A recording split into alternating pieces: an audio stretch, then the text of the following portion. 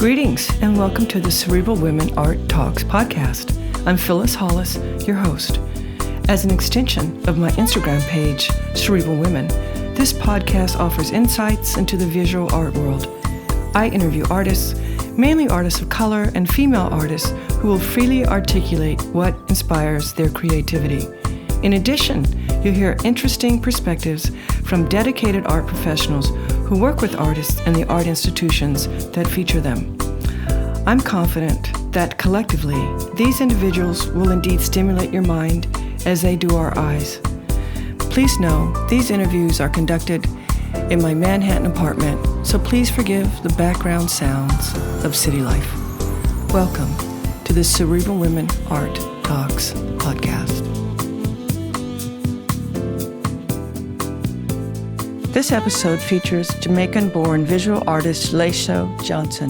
He works primarily in painting, installation, and sculpture.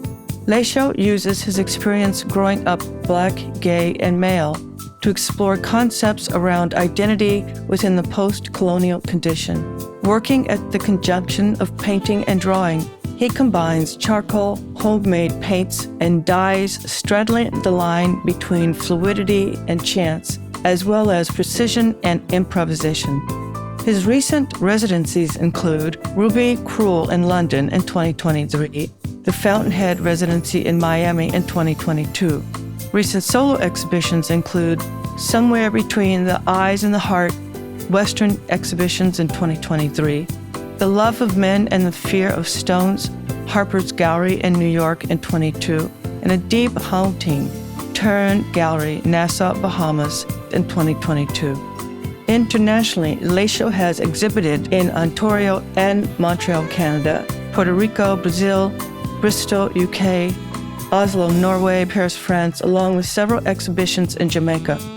His work is in public collections of the Pres Art Museum, Miami, the Art Gallery, Ontario, and On National Gallery of Jamaica in Kingston, Jamaica. His work is also part of various notable private collections as well as museum permanent collections. Enjoy this episode featuring Leasho Johnson.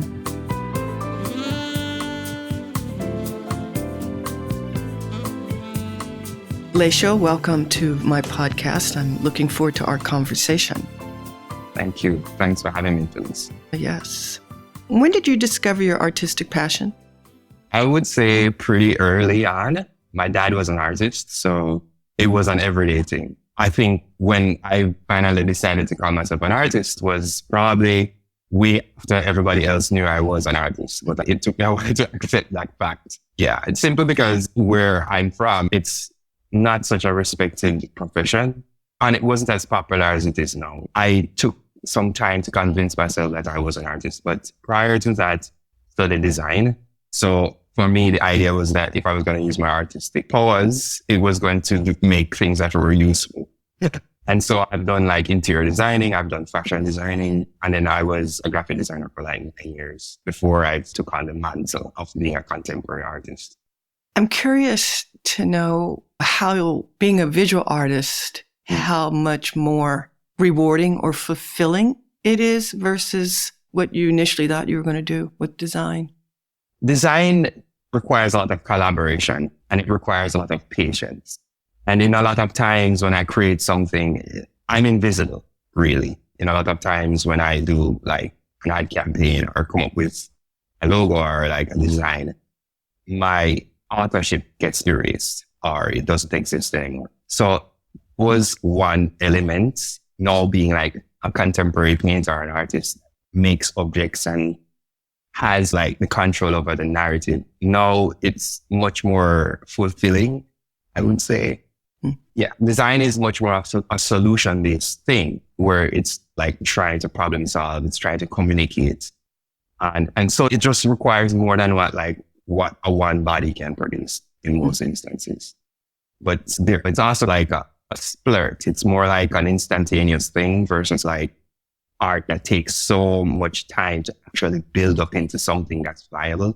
So it's almost like the payoff is much more instantaneous. It lives a much shorter life than being an artist, being a painter also.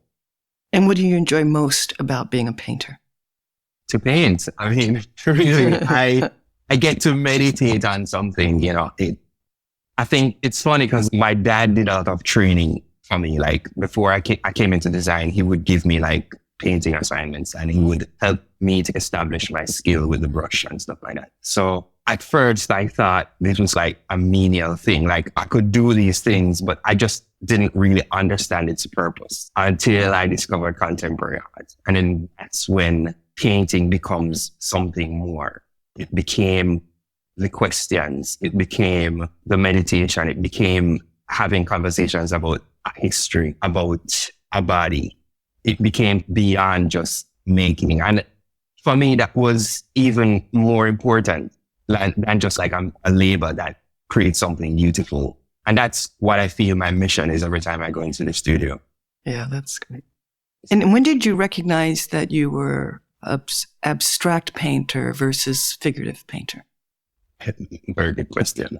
I would say it was something I encountered during my studies at SAIC. When I was a designer, I was still doing exhibitions and creating a series of work. And the work that I used to produce was extremely different. It was much more about the image. It was very much in contemplation, using like figurations, using photorealism, using representation. And I guess over time, it just became less effective to have the conversations or have the meditations or contemplations that I needed to have. I realized, especially in a space when you don't have the language to talk about something, abstraction is such a unique tool in that. If it is history or memories you can't put into words, it becomes like a stand-in for that. And what I like about it is that you literally, I'm building a language. Like I'm building a language that is specific to what I want to produce or what kind of experiences I'm trying to distribute or the conversations that I'm trying to trigger. And that, I think, is the magic of abstraction. It's so much more nuanced. It's so much more, I don't know, as a tool, it's so much more important and much more effective than what I was doing before. How do you feel when you're asked what's Black about your work because there's no figure? And how do you feel about that? Well, I know, Phyllis, that question, funny enough, I think I want people to forget that it's about Blackness. And the reason why I'm saying this is because the work, what it tries to kind of like have a conversation with is an innate understanding of difference. I think the idea of representing a Black figure is an important endeavor, but I want to have conversations beyond that.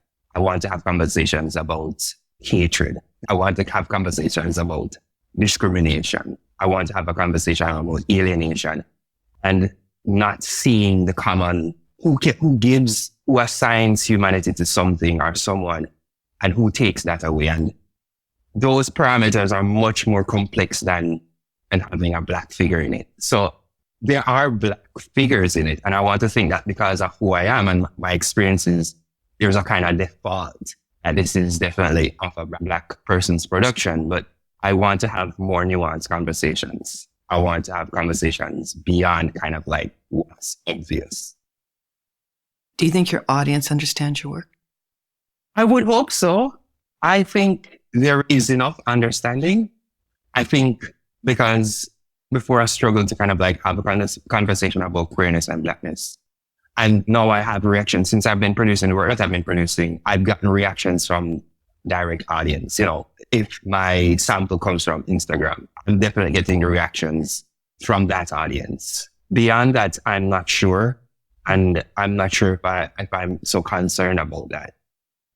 Even though I'm having these conversations, I want everybody to be able to engage with it in some way.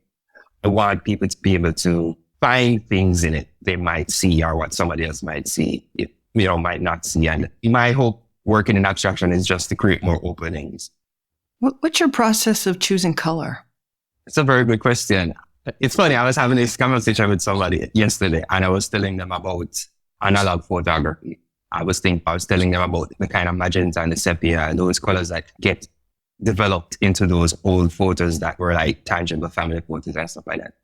I look a lot on those for the nostalgia. But what happens is when the medium takes the colors, or when I try to synthesize them into my painting, it becomes something else. But my hope is that the memory of the color or the effect of the color comes into it. And then there's also just the kind of materials that I use, right? So I'm using materials that are very much like connected to history and the global South and like the Black experience. I'm talking like there's coffee, and then there's indigo, and then there's like logwood dye. And that combined with kind of like the other mediums that I use, including a homemade paint, it has an effect where it's alchemical. Like it sometimes I can't control the effects of the colors that I produce, but it's all like an attempt to have a connection to memory, have a connection to nostalgia in a particular way, and then at the same time have a conversation about material. That's the attempt. So early on, other than your father, what artists or body of work influenced you? I've changed so much. I've looked at so much like inspiration, so many different ways of art making. I used to look at a lot of Japanese kind of street art. I used to look at a lot of the classics, the Picassos, the Henri Matisse, the Impressionists. Those were kind of like the guys who were in my dad's library that I grew up looking at. And that's affected how I produce work now. But I was looking at all kind of like accepted types of art, and then a lot of street art simply because of its accessibility and just, I guess, its interaction with a reality outside of the gallery. So I don't know, it's hard to like pinpoint my frame of reference right now, but I look all over. I can definitely say that I'm heavily influenced by cartoons. Like, I think I was just obsessed with anime when I was growing up, and I looked a lot on 1950s cartoons. They still pop up now and then. It's just something about the language of cartooning and an abstraction that I think is a very interesting mix. So I'm thinking about language, and I'm also just thinking about what's out there and what's not out there at the same time. I don't know if that makes sense. Yeah. Yes, it does. Do you listen to music while you're working? I do. I was actually thinking about this question. I listen to jazz, and I like, it all depends on the energy that I'm trying to generate. So I listen to a lot of Kanye and like that type of stuff when I'm trying to like manifest that kind of energy to do things. And then when I want to be in a very sultry mood, I would listen to like Grace Jones or Alice Coltrane. Like it varies. I listen to a lot of reggae also. And I do that because sometimes it brings me back to home.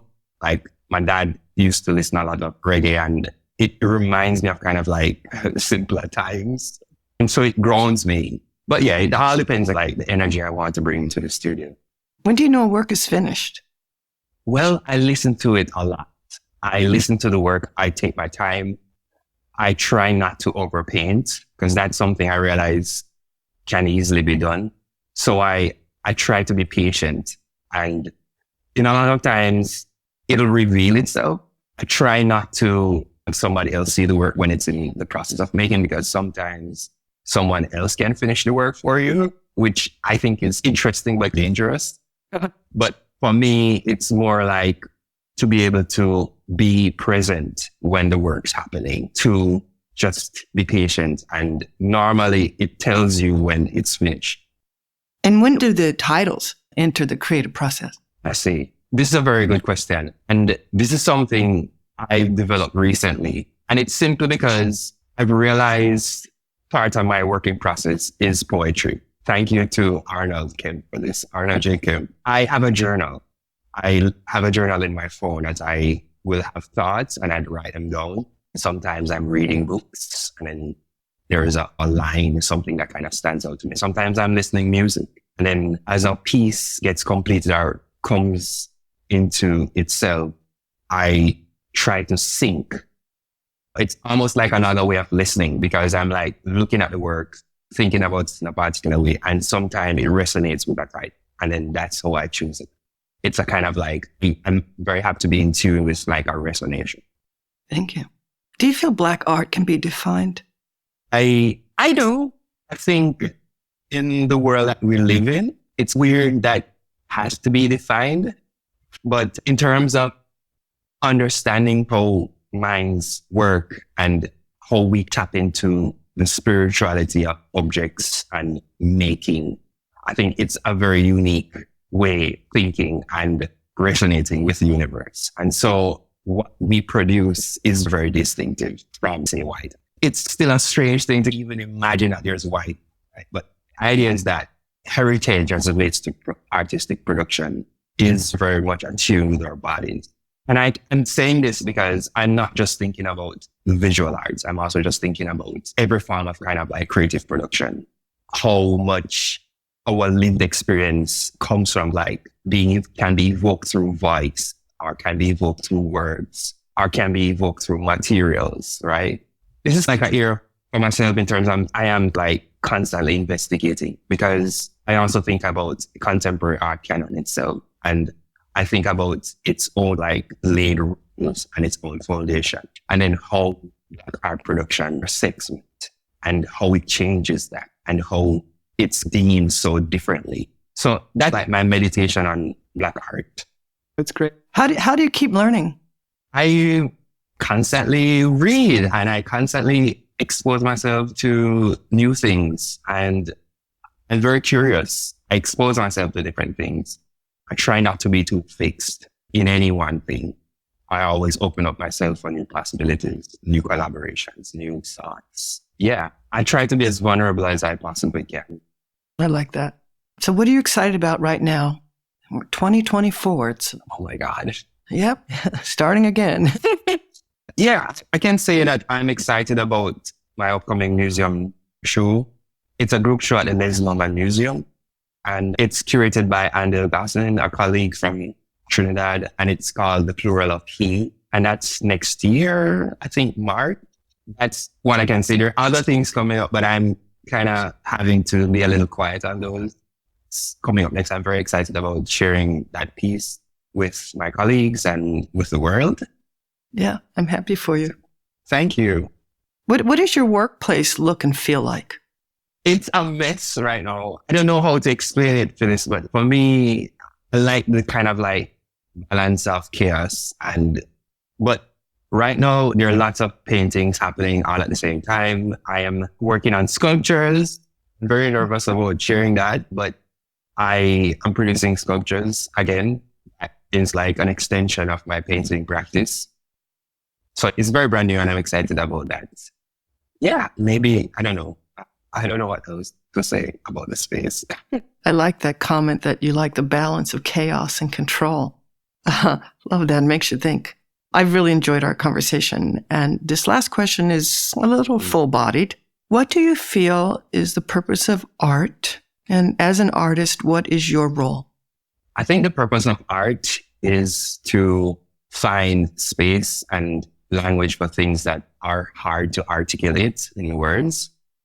I think the importance of art is to connect people. It is to, I think when in the absence of words and sound, it's something that's as important as anything else, really. I think it's the primary way of us understanding each other. It's so like fundamental to the human experience. And I can definitely say that based on where I'm coming from, it's an oasis. It's a place where I can go, where that holds me and holds space for me. And yeah, it's everything for me right now, really. And what is your purpose? My purpose, I definitely say, is to make art, to discover new ways of doing things. I feel like I'm not just carrying myself. I think my work also carries my ancestry. It carries my story. I also feel that it represents where I'm coming from, where I'm going, and I think it opens possibilities for other people who are trying to find answers that probably come from a similar background that I'm from. Thank you so much. Appreciate your time. Thank you. And it's been a delight talking with you. Same. Thank you.